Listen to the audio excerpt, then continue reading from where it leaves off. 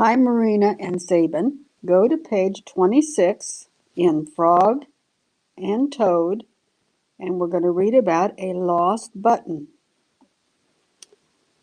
Toad and Frog went for a long walk. They walked across a large meadow. They walked in the woods. They walked along the river. At last they went back home in Toad's house. "Oh, drat," said Toad. "Not only do my feet hurt, but I have lost one of my buttons on my jacket."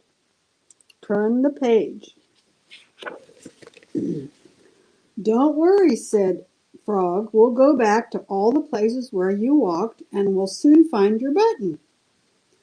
They walked back to the large meadow. They began to look for the button in the tall grass. "Here is your button," cried Frog. "That's not my button," said Toad. "That button is black. My button was white." Toad put the black button in his pocket. Turn the page. A sparrow flew down. "Excuse me," said the sparrow. "Did you lose a button? I found one." "That's not my button," said Toad. "That button has 2 holes. My button has 4 holes." Toad put the button with 2 holes in his pocket.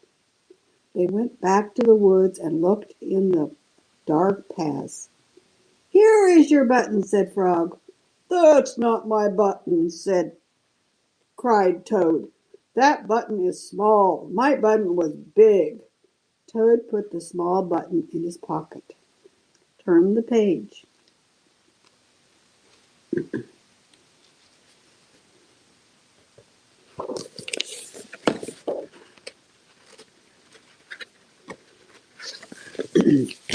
A raccoon came up from behind a tree. "I heard that you're looking for a button," he said. "Here's one that I just found." "That's not my button," wailed Toad. "That button is square. My button was round." Toad put the square button in his pocket. Frog and Toad went back to the river. They looked for the button in the mud. "Here's your button," said Frog. "That's not my button," shouted Toad. "That button is thin. My button was thick." Turn the page. Toad put the thin button in his pocket. He was very angry. He jumped up and down and screamed, "The whole world is covered with buttons, and not one is mine." Toad ran home and slammed the door. There on the floor he saw his white, 4-holed, big, round, thick button. "Oh," said Toad, "it was here all the time. What a lot of trouble I made for Frog."